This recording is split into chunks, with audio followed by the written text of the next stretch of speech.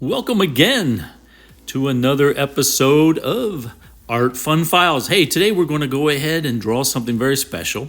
Halloween's around the corner, so yes, we're going to make something very special. I'm going to start off here with a circle, just a circle at the top here. And what I'm using is actually hot pressed watercolor paper, and I'm using a mechanical pencil that has a 4B graphite in it.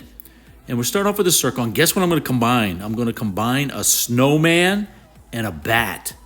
Yeah, for creativity, I'm going to tell you. We're going to see how this comes out. So I'm going to start off drawing the snowman right here. Just put 3 circles together, and then we're going to go ahead and start making bat wings. And I'll show you that once I get the layout here for the snowman. Just draw your circles like this. There you go. Yeah, Halloween has always been a holiday filled with mystery, magic, and superstition, but I'm also going to create a hybrid monster here between 2 objects, and we're going to have fun with this. Now, the face I'm just going to cut into quarters here to get an idea of where I'm going to put things. I'm going to start off with his nose, and of course his nose is a carrot. So he's facing towards you.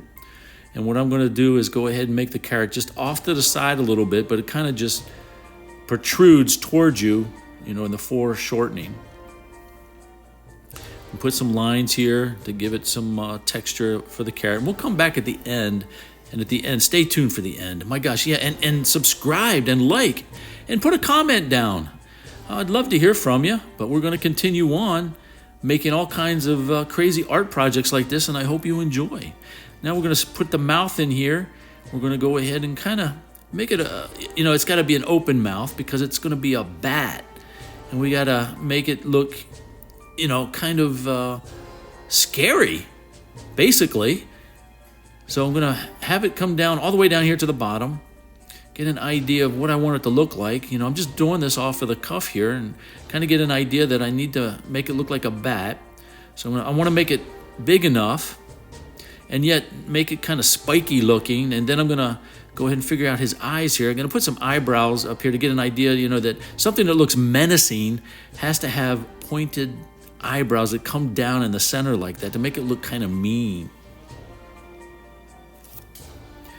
Now figure out those eyes right here. We're going to go ahead and kind of put little, like fish hook lines, little circles to get an idea. And, I don't know if I really like that, but we're just gonna draft this out. I may make changes later on. I don't know yet. Put his pupils in right there, and kind of give him a scowl in his eyebrow. Kind of make it protrude outward type, and make it look again kind of menacing. I'm not sure I like what I'm doing here. It kind of looks like cat ears. I don't know. Let's see. Yeah. Well, let me see. We'll come back to this later. Let me look on these eyes. I'm going to make the eyes a little bit bigger. I'll probably come back and work with that a little bit later, but at least it's sketched in. I got the area of where I wanted to put it. Now let's give him some fangs. Bat's got to have some serious fangs, lots of teeth, make it look menacing. Since Halloween's around the corner, we want to make it look like Halloween is coming. One of the things I found out is one of the earliest records of a snowman was from the 7th century in northern China. The followers of Buddha were giving a blessing to build a man out of snow. That's the first record of a snowman. It's kind of interesting. I'm going to put his bottom lip in down here. Kind of get an idea of what I want to do. Again, just feel free with it, and kind of make the sides of his mouth kind of protrude outward a little bit. So I know I'm going to, emphasize that a little bit. Put in some buttons. I'm not sure if I want to make it look like coal or make it actually look like a button. I don't know yet, but at least I know I got my placement here. Making it look like he's kind of leaning forward a little bit, figure out his arms. Now I'm going to put his bat wings in. And I know these are going to be like his arms, so they're going to have a snowman with bat wings. This is going to look so cool. Yeah, kind of figure out that how many bones I'm going to have in his wings to figure out the structure right there. You know, the world's largest snowman was a snow woman built in Bethel, Maine in 2008. The actual snowman was 122 feet tall. Now I'm going to place the other side of his bat wing on this side here. Kind of look at asymmetrical, not quite symmetrical, but a little bit off, just to give it some interest. Now I'm going to go ahead and try to fill in the bones right here. Kind of give it a structure. Now, I'm just trying to figure this out by the more lines I put down, the more my imagination runs around with me here and figure out how I'm going to do this.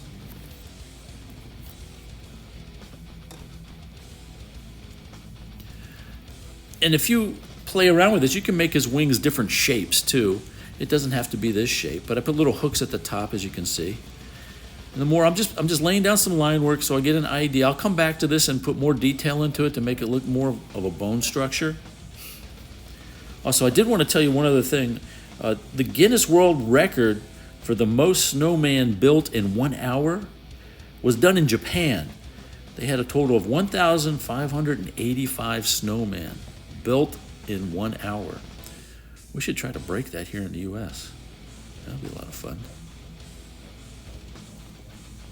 I'm going to make it pointy at the ends of his wings right here. Now, I'm still kind of going back and forth, figuring out how I'm going to do all this. Now, I'm going to get a piece of tracing paper, and I'm going to lay over top of this because this is where you drag your hand across it and it starts to get smudgy and messy and everything like that. This helps protect it because the tracing paper is very slick and it works really great. Now here I'm going to put in some finalized lines because I like what I see up here and I get a better idea of what it's going to look like, and so I can put in some kind of permanent lines to get an idea of where everything's going to be. And it's a funny thing about bats that there's like 1,400 species of bats worldwide. That's a lot of different species of bats. But I'm not even sure if they have hooks like this on their wings, but I kind of think they're cool. And I'm just, putting line work in here and letting my imagination do its thing to figure out, okay, that kind of looks cool. I'll stick with that. I'll just kind of put in a little bit of line work here and there, and a little bit of shading, and then I'll come back later and shade some of this in. Also wanted to give you another fact that there's bats can live up to 30 years.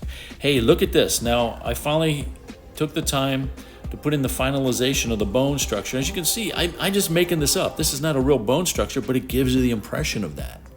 And I really thought this came out really cool. And I darkened it up a little bit.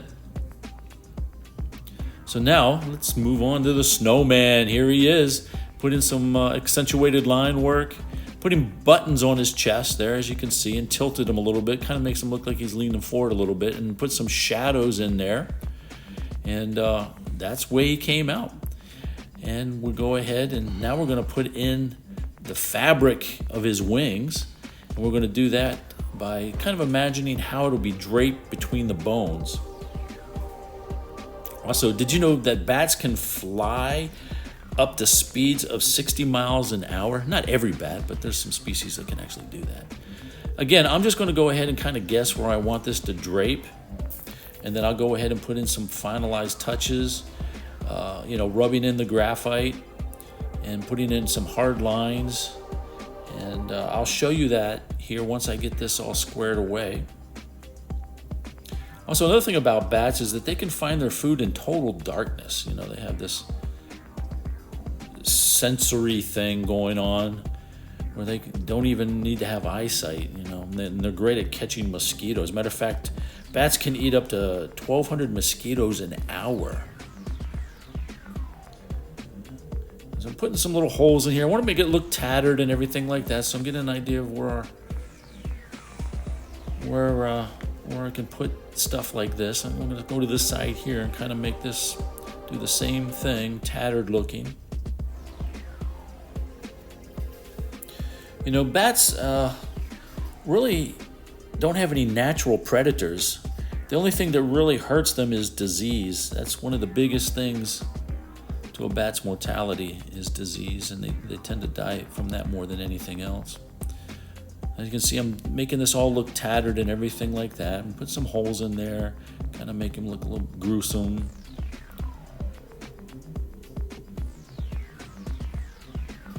All right.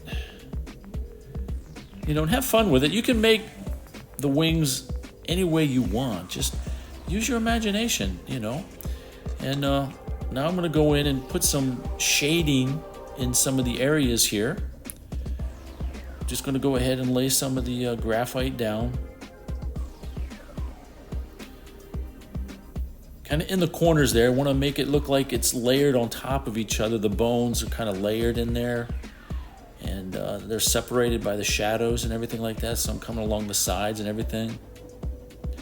And then here soon I'm going to go ahead and blend this in as soon as I get some of this graphite in the right areas.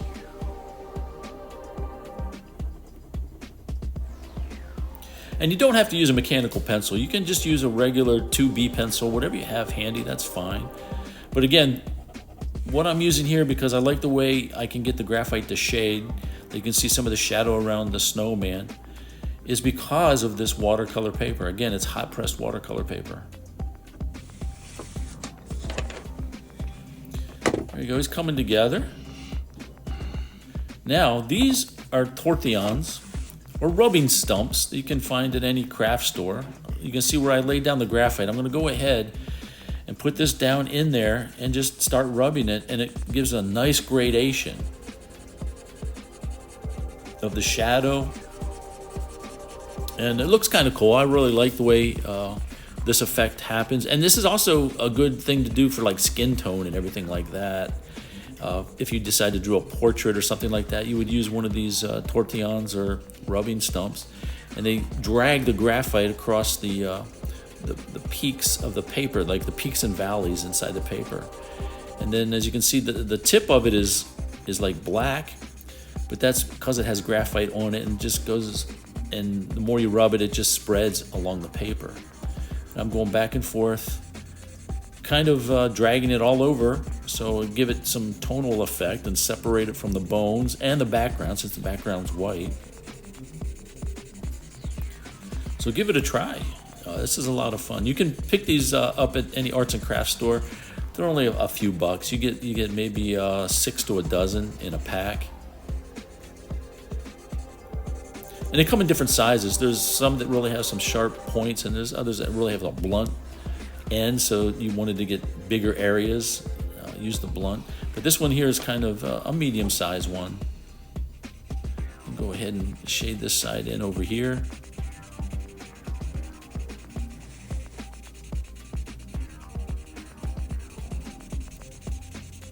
And you can see, you can actually makes it come out, and you can see his wings a lot better. But I did want to demonstrate this to show you how different this paper is compared to like the paper you get in a printer, like 20 pound or 24 pound. It doesn't react as good as the watercolor paper does to this effect here that I can rub the graphite around.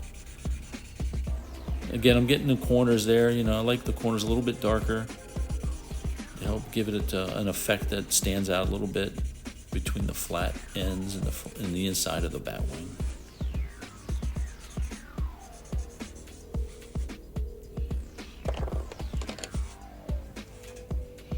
Now I'll come back in and I'm gonna kind of finalize these other lines right here.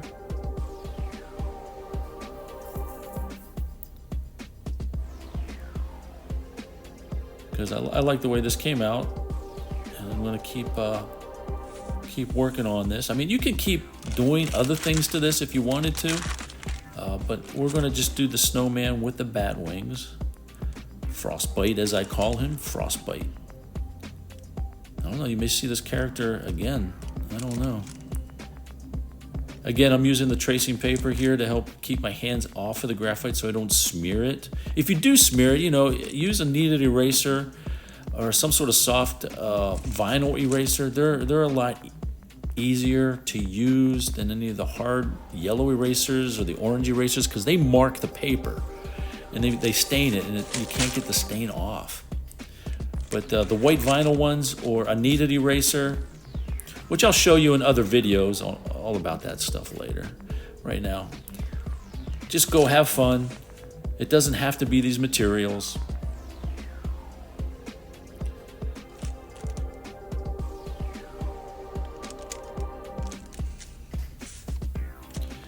All right, gonna finalize these lines over here.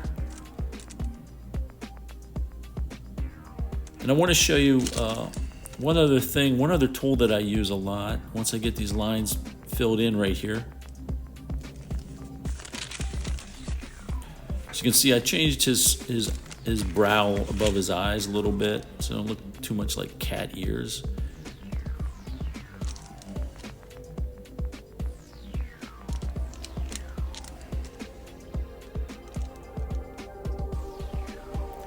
And if you stayed with me this long, I really appreciate your patience here. And I just want to give you an idea of what can be done without having to sit at a computer or playing video games. Actually, this is the way some of the characters in video games are made. You can think of it that way. It's a lot of fun to do it. Just go ahead and put some line work in here for the holes.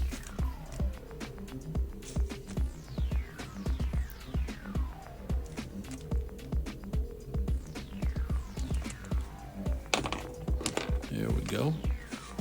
Now this is an electric eraser. This is to help clean up small areas. Again, you can get these at the craft store. They're fairly inexpensive, anywhere from $10 to $20, depending on the brand and how big it is. You can get these on Amazon as well. You can order them there. But they do help clean things up, and go back in with this line right here. See, that makes the contrast a little bit better between the little gray area in the wing and the hole, which is white. And I'm just using a brush here. I actually use a little paintbrush to help get rid of the crumbs from the eraser.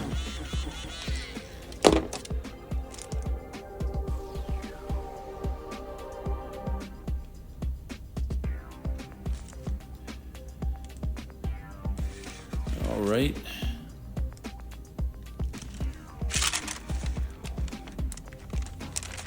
I'm getting there.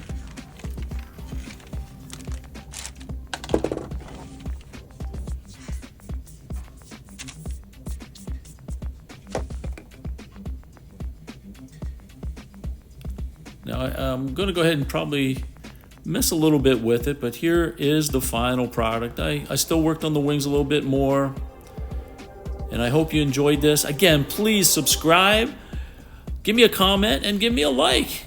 That'll help me. I'll bring more ideas out here to have fun with. Until then, Frostbite says goodbye.